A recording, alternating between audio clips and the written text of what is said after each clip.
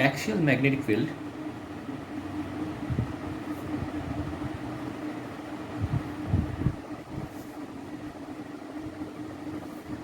of a solenoid.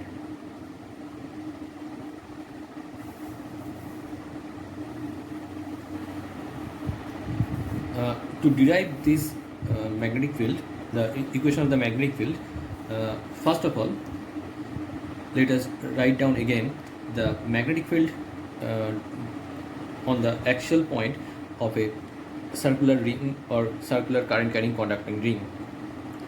The equation of the magnetic field for a circular current carrying conducting ring is B is equal to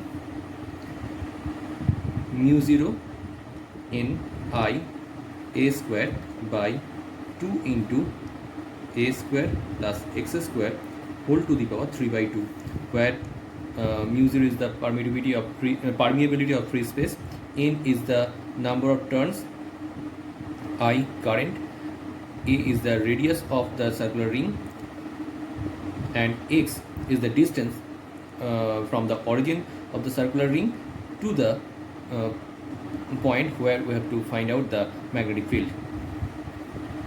Now let us draw the solenoid or the cross-sectional diagram of the solenoid.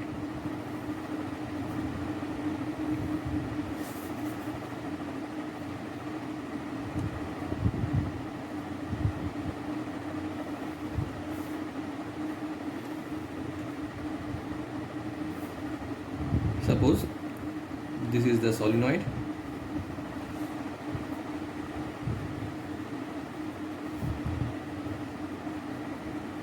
We have taken the cross section of the solenoid, and this is the axis of the solenoid. Now we have to find out any point like P here, the magnetic field on the point P. Now the radius of the solenoid is A, and the length of the solenoid is L. Okay, suppose this is the origin of the coordinate system, and we will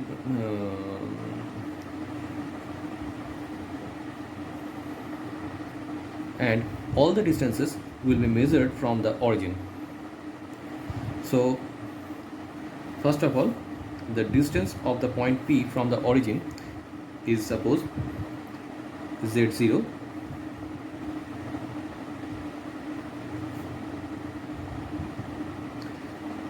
and to find out the magnetic field on the point P, let us consider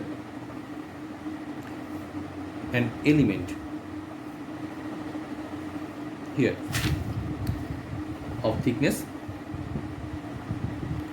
dz, and the element is at a distance z from the origin. Now the angle here is theta, and if we join this line, this angle is theta 2, and if we join this end to point P, this angle is theta 1.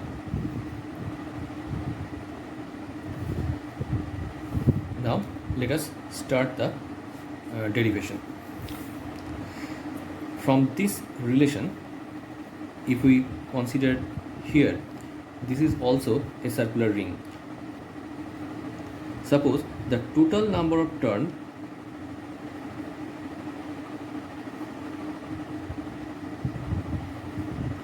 of the solenoid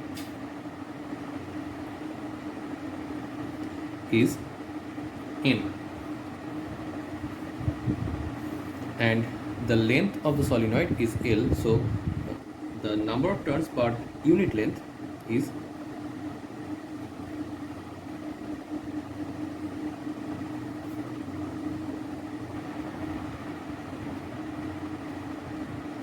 n by L.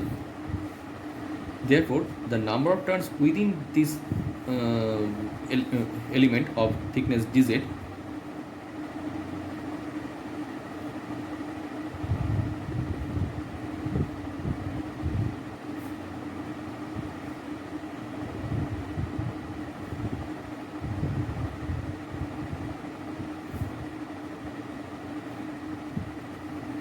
is n by L into dz.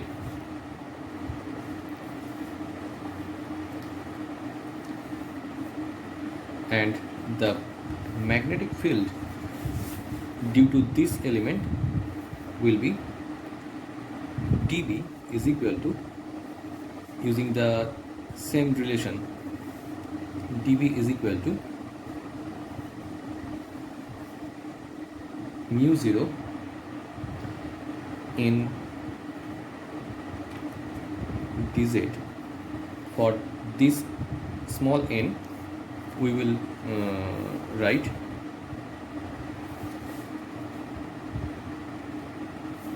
in dz by L. Here these two,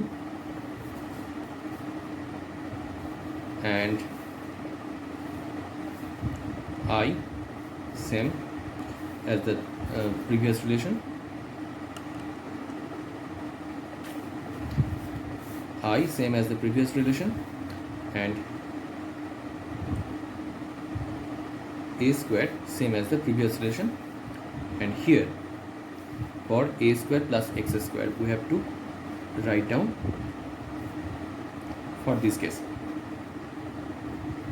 Here a square same as the previous case, and for this x square, look at here. Here the distance from the element to the point P is actually z0 minus z. So for x square we will write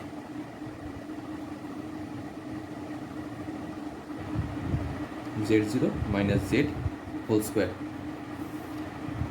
Now whole to the power 3 by 2.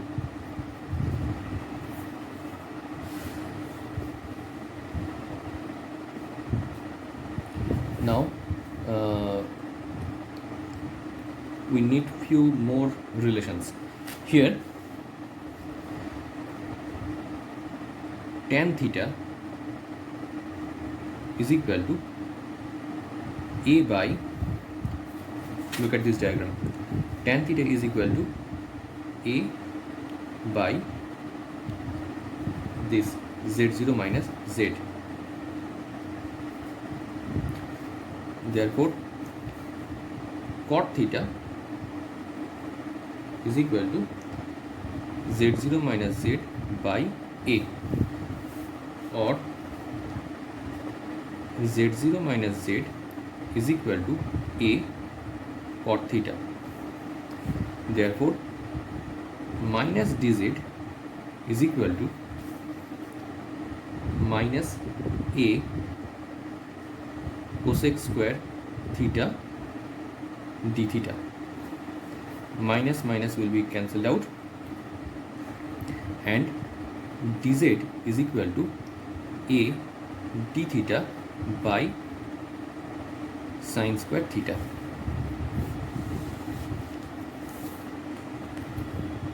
Again we will use this relation here. Now again we need sine theta. We need sine theta term. How? Sine theta is equal to, look at the diagram, this by this means a by root over of a square plus z0 minus z whole square. Therefore a square plus z0 minus z whole square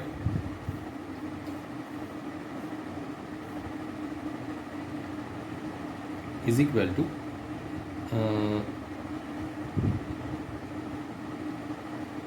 a by sin theta,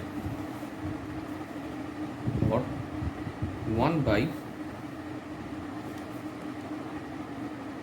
a square plus z0 minus z whole square whole to the power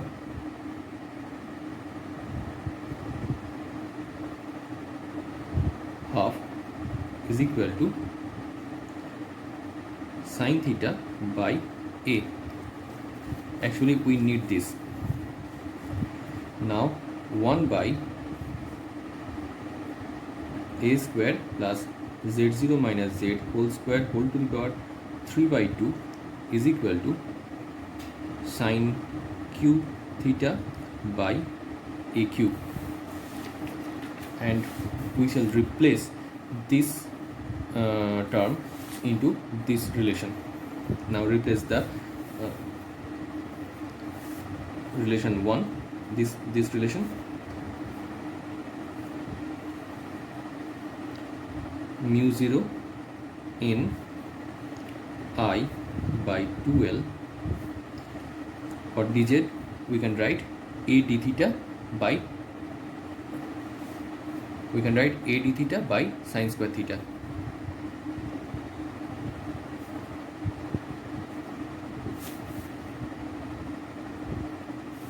And for this term, or for this denominator term, we can write this sin cube theta by a cube. Now write down here.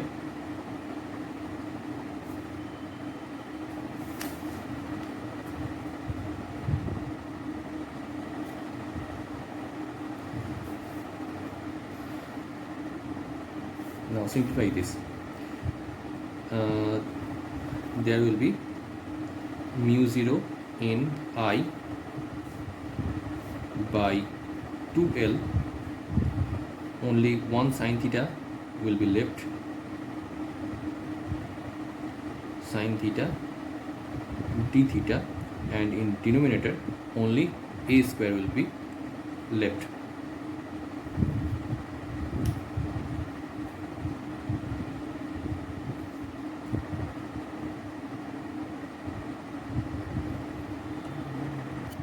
Very sorry, here already a square term, so here there is a square term, and this a square into a will be a cube, and this a cube will be cancelled out, so this will be like this, so there will be no a square term.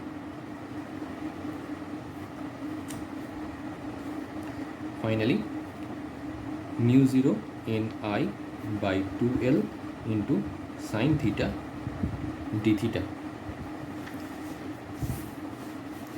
If we want to find out the magnetic field due to the entire solenoid, then we have to integrate this. So B is equal to mu 0 in I by 2L integration sin theta d theta.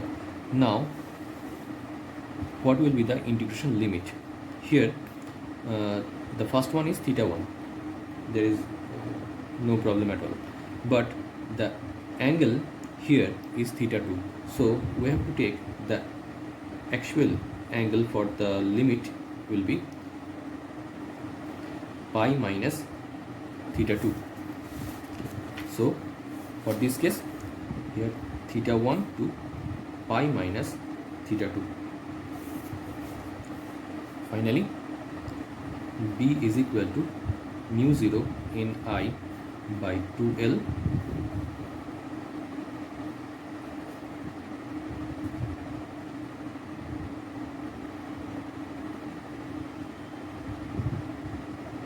minus cos theta theta 1 to pi minus theta 2 is equal to mu 0 in I by 2L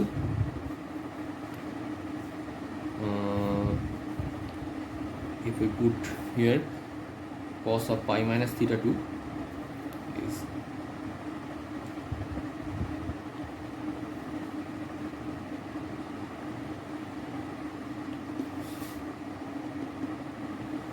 in the second quadrant,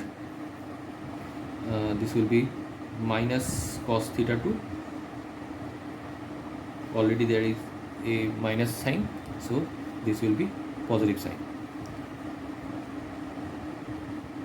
and minus minus plus, so plus cos theta 1. This is the final result.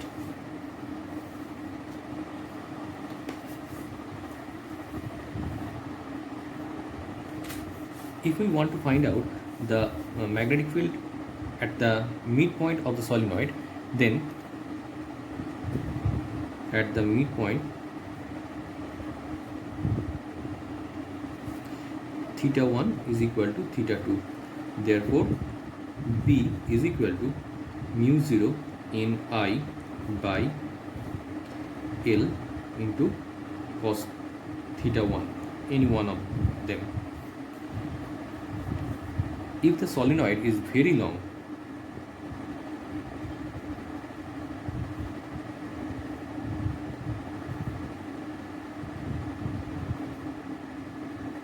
compared to